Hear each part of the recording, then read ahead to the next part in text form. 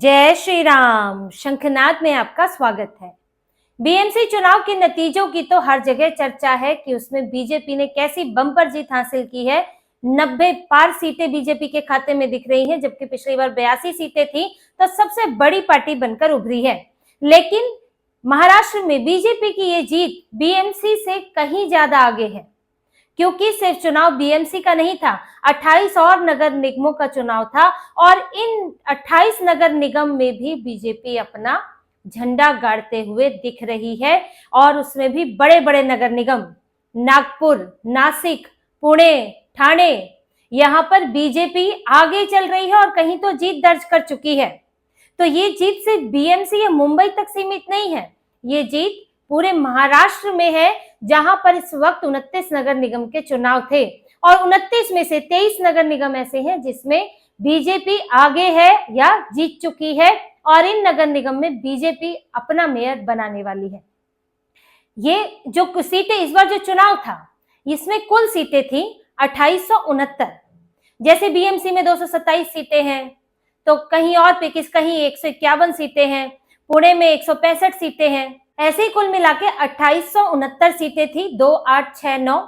और इन सीटों में से जिसमें अभी तक लगभग 2200-2500 के करीब के रुझान आ गए हैं, उसमें से बीजेपी के खाते में 1200 से ज्यादा सीटें जा रही है और ये आंकड़ा बढ़कर 1500 तक भी हो सकता है, क्योंकि बीजेपी 23 नगर निगमों में आगे है। ये कोई छोटी मोटी बात नहीं है और ये इसलिए छोटी मोटी बात नहीं है, वो आपको इससे पता चलेगा कि बाकी कहां पर है। ये आपको 2800 में से 1200 का आंकड़ा या 2200 में से 1200 का आंकड़ा लग रहा होगा कि उसकी दुगने का आधा है, लेकिन यहाँ जो दूसरी पार्टियां हैं वो कहाँ है, क्या कोई भाजपा के आसपास ठहरता है या नहीं ठहरता है, ये आप इन आंकड़ों से देखिए। बीजेपी के बाद जो दूसरे नंबर पर है वो है शिवसेना शिंदे, 318। अब आप समझिए, एक पार्टी 1200 प्लस और उसके बाद सीधे 318। यहाँ पर यूबीटी का हाल देख लीजिए, 145, एनसीपी 149, एनसीपी एसपी मात्र 28, कांग्रेस 279 यानी कि शिवसेना शिंदे को टक्कर देती हुई, मन से 14, वंचित बहुजन अघाड़ी 23 और अदर्स में 26, जिसमें एआईएमआईएम भी है, कुछ जगह उसका प्रदर्शन भी ठीक रहा है। अब अंदाजा लगाने के लिए ये काफी है कि ये जीत कितनी बड़ी जीत होने जा रही है। कोई आसपास भी नहीं ठहर रहा है, कोई एक प्रतिद्वंदी, कोई एक भी कंपटीशन में नहीं है। इसको यही कह सकते हैं कि कोई कंपटीशन में है ही नहीं। कहां 1200 और कहां 300, और ये आंकड़ा तो बढ़कर 1500 भी हो सकता है, तब उसके बाद कोई नहीं ठहरने वाला है। यहाँ कांग्रेस भी गई गुजरी हालत में है। शिवसेना शिंदे तो चलिए, वो तो एक पार्टी अभी बढ़ ही रही है और बीजेपी के साथ गठबंधन में है, वो एक अलग बात है। लेकिन यहाँ पर यूबीटी जो कि कहीं कांग्रेस के साथ गठबंधन कर रही है, कहीं एनसीपी के साथ कर रही है, कहीं मनसे के साथ कर रही है, उसके पास कितने, मात्र 145, और अपने अपने गढ़ चले गए हैं इन लोगों के। बड़ी बड़ी जो नगर पालिकाएं इनके पास हुआ करती थी, मेयर इनका हुआ करता था, वो आज इनसे छिन गया है। मुंबई में तो अब सबके सामने है कि बीएमसी का मेयर पहली बार बीजेपी का बनने वाला है। लेकिन नागपुर जो कभी कांग्रेस का गढ़ हुआ करता था, आज बीजेपी वहां पर सेंचुरी मार रही है। पुणे, नासिक, शुगर बेल्ट का इलाका, यहाँ पर हुआ करता था पवार परिवार हुआ करता था, इनका परिवार ही चला करता था, लेकिन आज ये भी यहाँ से मात खा रहे हैं और पुणे में बीजेपी आगे निकल गई है। आप 5 प्रमुख नगर पालिकाओं का आंकड़ा यहाँ पर देखिए कि वहां क्या स्थिति है, कौन सी पार्टी कहाँ ठहरती है। पुणे में बीजेपी 165 में से 90 सीटों पर बहुमत का आंकड़ा मिल चुका है। एनसीपी 20 सीटों पर, एनसीपी प्लस, और वो उधर बीजेपी प्लस है। कांग्रेस प्लस यूबीटी 10, शिवसेना 2 और अन्य 0। पुणे में बीजेपी ने शिंदे के साथ नहीं गठबंधन है, लेकिन दूसरे के साथ गठबंधन है।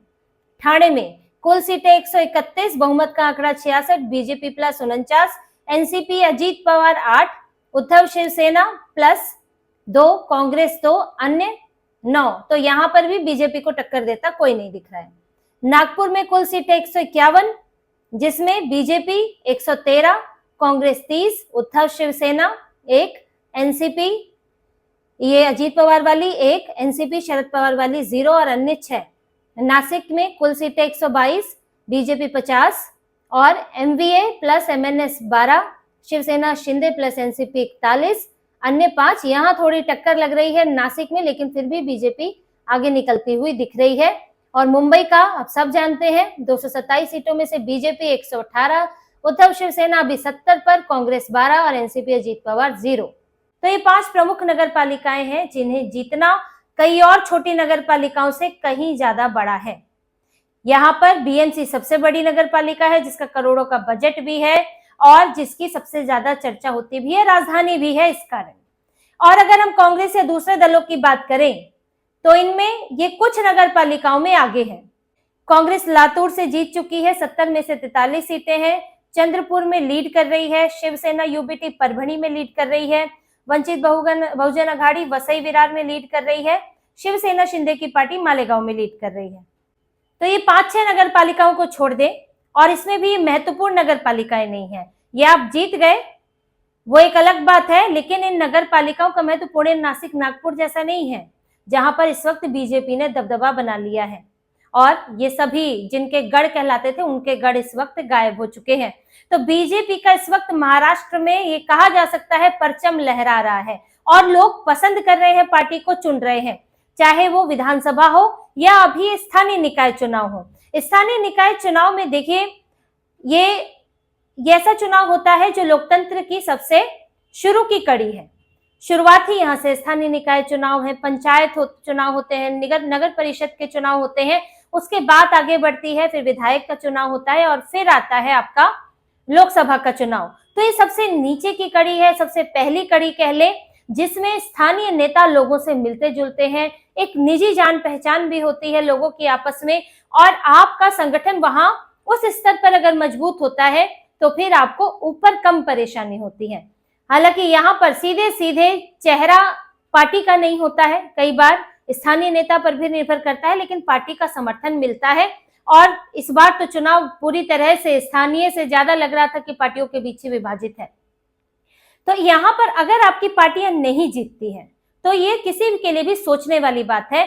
जैसे कि शिवसेना यूबीटी, ये आप मुंबई में तो कुछ हासिल कर पाए, लेकिन बाकी जगह से तो आपका सुपड़ा साफ है। कुल मिलाकर 145 है और उसमें से भी आपको जो लगभग 68-70 सीटें हैं वो आपकी मुंबई से ही है, और आपको कहीं और से लोग पूछ ही नहीं रहे हैं, यानी कि आपका कोई गठबंधन, कोई संगठन नहीं है वहां पर।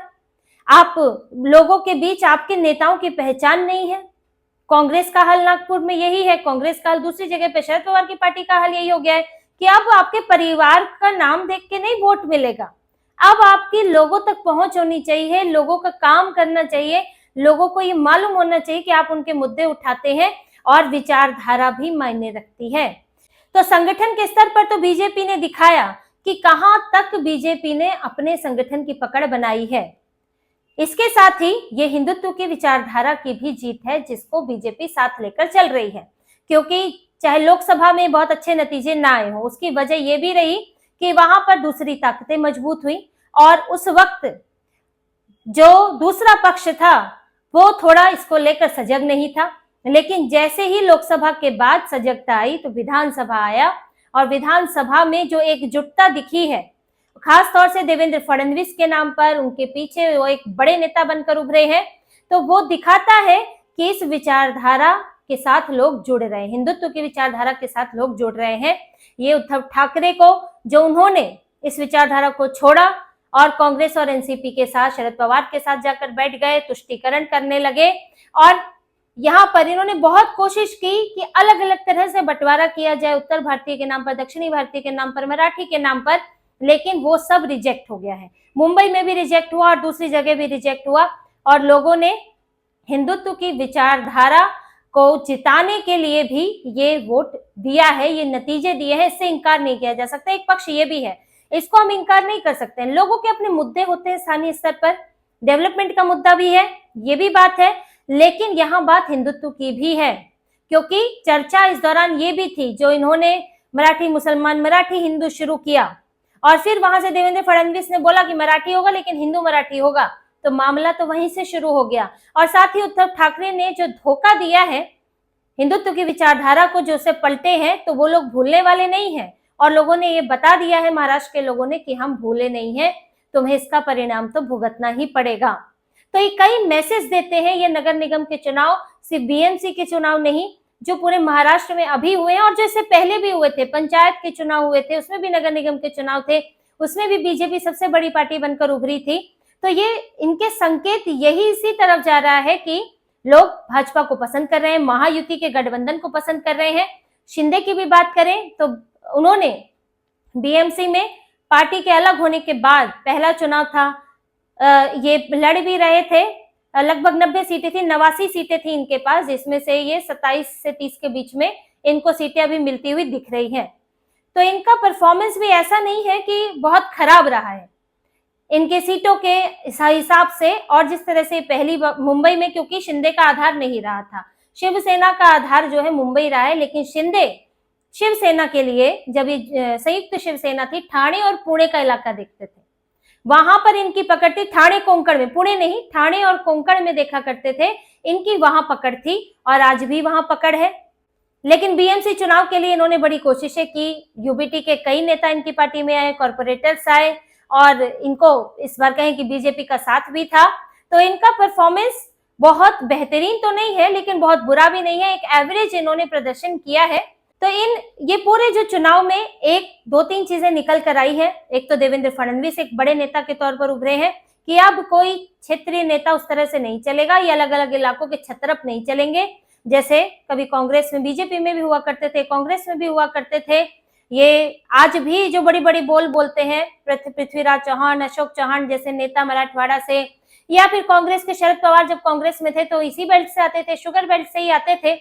फिर बाद में इसी आधार पर इन्होंने अपनी एक पार्टी बना ली और फिर कांग्रेस को ही चुनौती देने लगे। तो अब बीजेपी में वो नहीं है, कोई आपको अलग अलग इलाकों का नेता नहीं मिलेगा। हाँ, क्षेत्रीय नेता एक देवेंद्र फडणवीस जो महाराष्ट्र के नेता है, वो अपने डेवलपमेंट के लिए भी जाने जाते हैं, अपने ये सख्त कार्य प्रणाली के लिए भी जाने जाते हैं और साथ ही हिंदुत्व के लिए भी जाने जाते हैं। तो एक पैकेज के तौर पर बीजेपी के पास देवेंद्र फडणवीस एक नेता उन्हें महाराष्ट्र में मिल गए हैं। दूसरी बात, ओवरऑल अगर बात करें तो बीजेपी को यहाँ पर समर्थन मिल रहा है, भरपूर समर्थन मिल रहा है, और ये विधानसभा से लेकर अभी तक दिखाई दे रहा है। महायुति, इनके गठबंधन को समर्थन मिल रहा है, चाहे वो स्थानीय निकाय चुनाव है या फिर उसको कहें हम कि वो विधानसभा चुनाव था। और यहाँ पर अब सोचने वाली बात है यूबीटी के लिए, मनसे के लिए, मात्र 6-7 सीटों पर अटकी हुई मनसे के लिए और कांग्रेस के लिए, कि अब इनके लिए क्या आधार बचा है। जो यूबीटी अभी ये लोग 68-70 सीटों पर थोड़ा सा राहत महसूस कर रहे हैं, लेकिन राहत की बात है नहीं, क्योंकि यहीं आप बचे हुए थे और यहीं से आपका अब सफाया हो चुका है। बाकी जगह पर तो आप पहले से ही गायब थे, अब आपका मेयर भी नहीं होगा। और अब तो देखिए कुछ और होना शुरू होने वाला है, एंटी डिफेक्शन नहीं लगता है इसमें। जैसे ही सब ठंडा होगा, अभी चुनाव का नतीजों का सब खत्म होगा, फिर देखिए कैसे भगदड़ शुरू होती है। क्यों कोई भी चाहेगा कि सत्ताधारी के साथ, मेयर वाले के साथ रहे, तो उद्धव ठाकरे की मुसीबत तो अभी और शुरू होने वाली है। जो जीत कर आए हैं वो भी इनके साथ रह जाए तो वो बड़ी बात होगी। तो इसी तरह की और खबरें और विश्लेषण आपके लिए लाते रहेंगे, हमसे जुड़े रहिए, सब्सक्राइब कीजिए, कमेंट कीजिए। बहुत बहुत धन्यवाद। जय श्री राम।